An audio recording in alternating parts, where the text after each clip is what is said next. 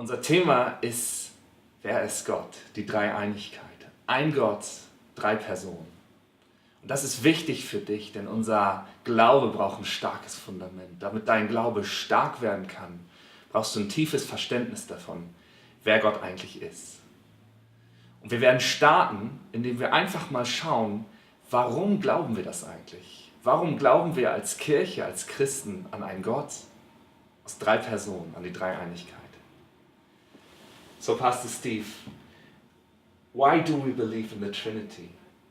It's now a normal term, but there's history behind it. Would you please share about this history? Yeah, I think it's a fascinating story.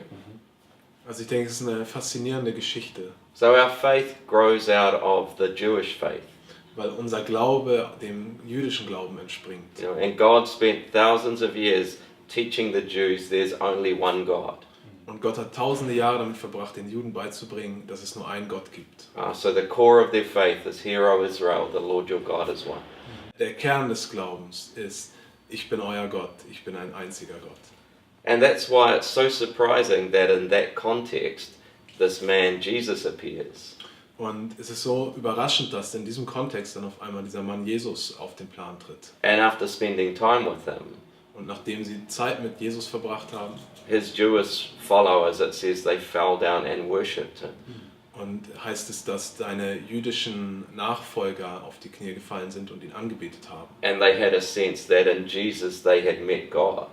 Und auf einmal hatten sie dieses Erlebnis, dass sie in Jesus Gott erkannt haben. And you can see that is really going to confuse a Jewish mind. Und das hat die jüdische Denkweise total durcheinander gebracht.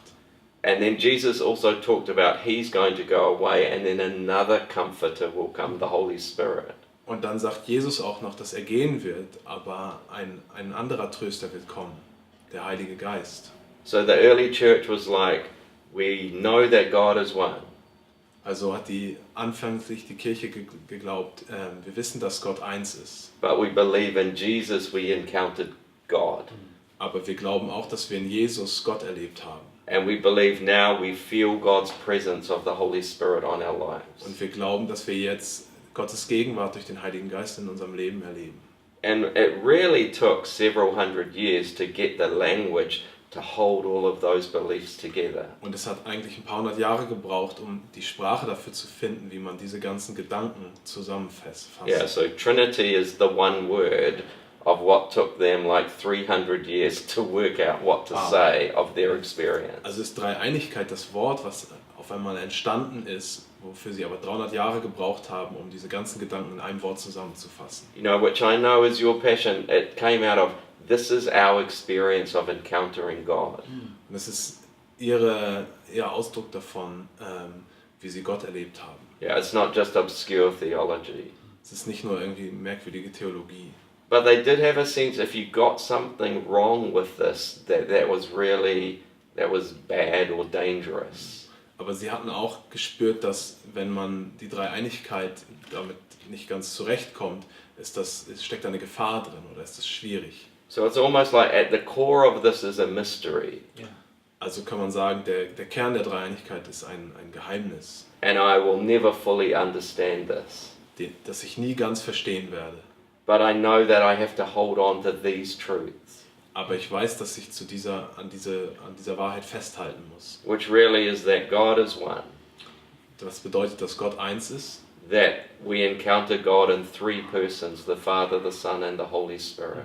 dass wir Gott in drei Personen erleben, als Vater, als Sohn und als Heiliger Geist. And this is where your brain kind of explodes. Und das ist, was irgendwie dein Gehirn durcheinander bringt und explodieren lässt. That God has existed in those three for eternity.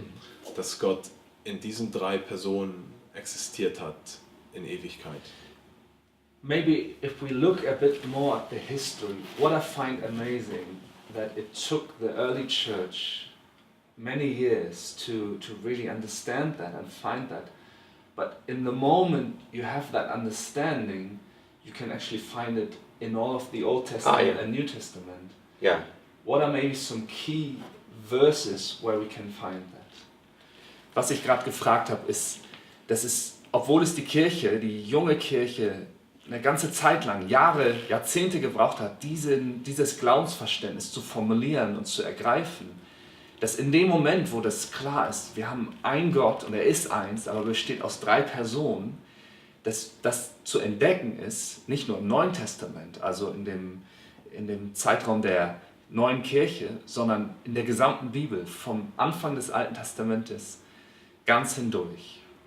Und ich habe Pastor Steve gebeten, vielleicht ein paar Schlüsselverse dazu zu teilen. Well, I guess there's stories in the New Testament like Jesus' baptism where the voice of the Father speaks from heaven. Also es gibt Geschichten wie zum Beispiel die Taufe von Jesus im Neuen Testament, wo die Stimme des Vaters vom Himmel zu hören ist. And there's obviously Jesus there. Und Jesus ist da. And then there's the Holy Spirit coming on him. Und dann kommt der Heilige Geist auf Jesus. But even right back in the very first chapter of the Bible, Aber selbst ganz am Anfang der Bibel, where God says, let us make man in our image. wo Gott sagt, lass uns Menschen machen nach unserem Bilde, It's like, what is the us? fragt man sich, was ist das uns? And then the fact being made in his image is being made in relationship. Und genauso ist das Menschen im Ebenbilde Gottes bedeutet in Beziehung. So the Trinity is not making up the doctrine.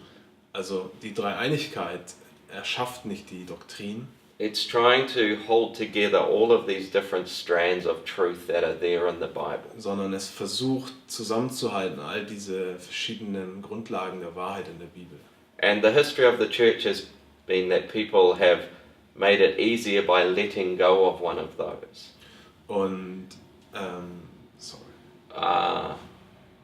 Yeah.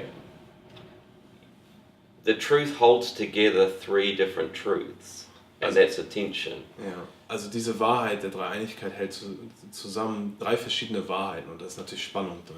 So an example, in the early church, they went, I know how to understand this. Also in der frühen Kirche als Beispiel haben sie vielleicht gedacht, ich weiß, wie man das zu verstehen hat. They said, Jesus is almost like God, Sie haben gesagt, Jesus ist vielleicht fast wie Gott, but not fully God. aber er ist nicht ganz Gott. And they're like, that solves everything. Und dann dachten sie, das löst schon das Problem oder die Spannung.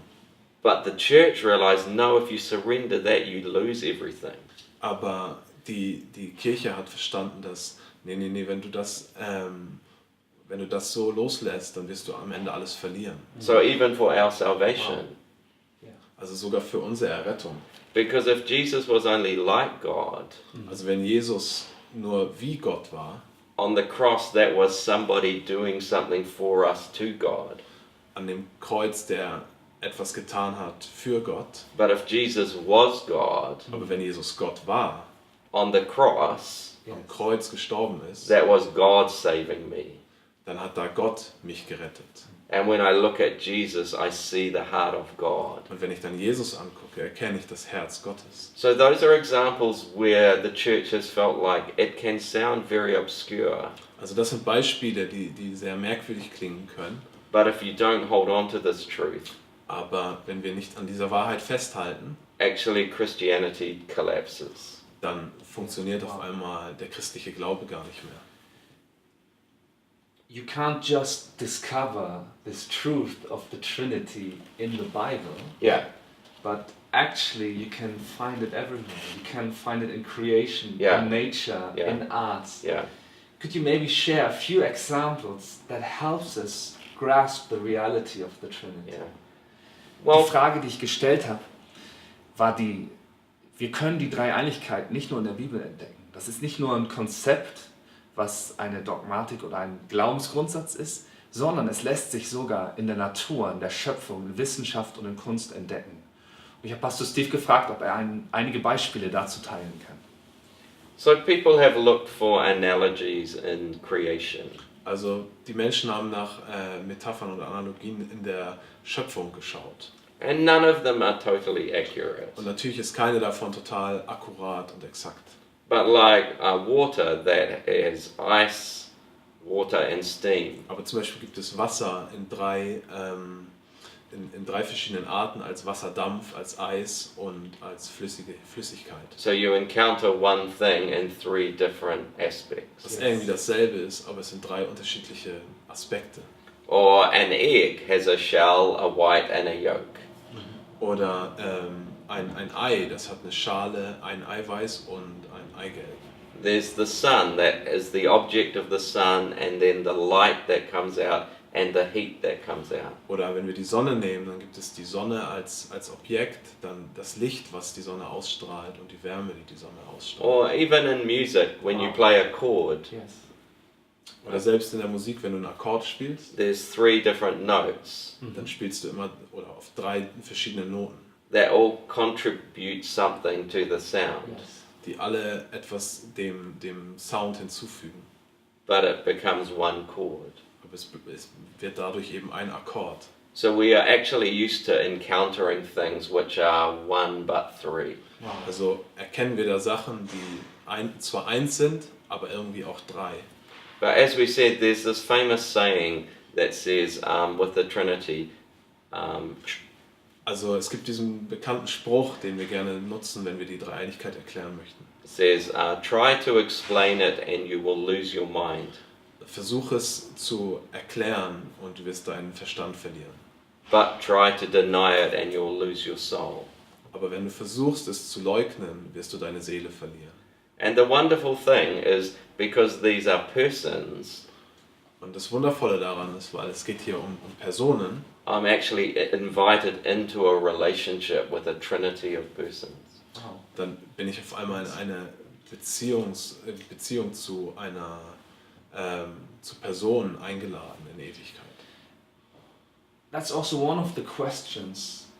It is not just about a deeper understanding, but also the so what Yeah. does this mean for me as a follower of Christ, but Yeah. also not just somebody who is part of a church, but has a life and is maybe at a school, university, with your friends. So what does that mean for me personally? Die Frage, die wir uns jetzt noch stellen wollen, ist, was bedeutet das denn ganz praktisch? Das eine ist, das Verstehen davon ist wichtig und du brauchst es, um den Glauben, den du leben möchtest, zu ergreifen. Aber wie setzen wir das um? Welche Antwort gebe ich auf dieses tiefere Verständnis? Yeah, I think it is very significant. Also ich denke, das ist total wichtig. You know, those of us who have grown up in the Western world Also für diejenigen von uns, die in der westlichen Welt aufgewachsen sind, have a very strong sense of Western individualism. wir haben ein starkes Gespür für westliche Individualität. The Trinity says at the very foundation of reality is relationship. Aber die Dreieinigkeit sagt eigentlich, dass die Grundlage von Realität ist Beziehung. That I'm made for relationship. Ich bin gemacht für Beziehung. In fact, Saint Augustine had an interesting argument. Und Augustinus, der hatte ein interessantes Argument. He said we often say that God is love, Gesagt, dass wir sagen oft, dass Gott Liebe ist. but he says to have love you have to have the one loving, Aber er hat gesagt, um Liebe zu haben, brauchst du denjenigen, der liebt.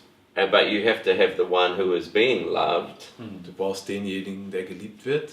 and so then you have to have the connection of love between them. Und du brauchst die Liebesbeziehung zwischen ihnen. So we actually believe God is love, Also wir glauben, dass Gott die Liebe ist. requires we believe that he has this relational connection within himself. Dann bedeutet das, dass wir an diese Liebesbeziehung in ihm selbst glauben müssen. Which also means that God is not sitting up in heaven kind of alone. Das heißt auch, dass Gott im Himmel nicht irgendwie alleine rumsitzt, God at the very core of his being sondern in dem Kern seines Wesens is this incredible full of life and relationship and love. ist es unfassbar voll von Beziehungen und Liebe und Leben. And we're invited into that. Und darin sind wir eingeladen. And so we're invited into love and relationship. Also sind wir eingeladen in Liebe und in Beziehung. And probably the next few weeks we're saying, I'm also invited into particular ways of relating to the three persons. Yes. Also auch in den nächsten Wochen in der Kleingruppenserie sind wir eingeladen, den einzelnen Personen zu begegnen. So I connect to God as love. Also begegne ich Gott als Liebe. But then sometimes I have a sense of relating to the Father. Aber manchmal begegne ich vielleicht eher Gott als Vater. And then also the Son, Jesus. Und dann begegne ich Jesus als dem Sohn And then the Holy Spirit. und dem Heiligen Geist. So rather than being very obscure theology, Also ist das nicht nur irgendwie merkwürdige Theologie, this is actually wonderful. Yeah. das ist wundervoll And it's so exciting. und aufregend And so personal. und persönlich. So I look forward to talking about it in the coming weeks. Also ich freue mich darauf, in den nächsten Wochen mit euch darüber zu sprechen. Wir möchten, dass ihr euch jetzt Zeit nehmt und das mal reflektiert. Ihr habt Material dazu bekommen, wo auch Möglichkeit ist, das zu vertiefen. Aber dass ihr einfach mal in eurer Gruppe jetzt mit eurem Gesprächspartner ganz praktisch darüber sprecht. Wow, die Dreieinigkeit, was bedeutet das eigentlich, einen Gott zu haben, der sich in 3 Personen vorstellt? Und warum ist das so wichtig für dich oder warum kann das wichtig sein? Und wir beten dafür, dass du dadurch wirklich tiefer in eine Beziehung mit einem lebendigen Gott kommst und es nicht nur dein Leben verändern wird, sondern auch das Leben der Menschen um dich herum. Viel Spaß dabei.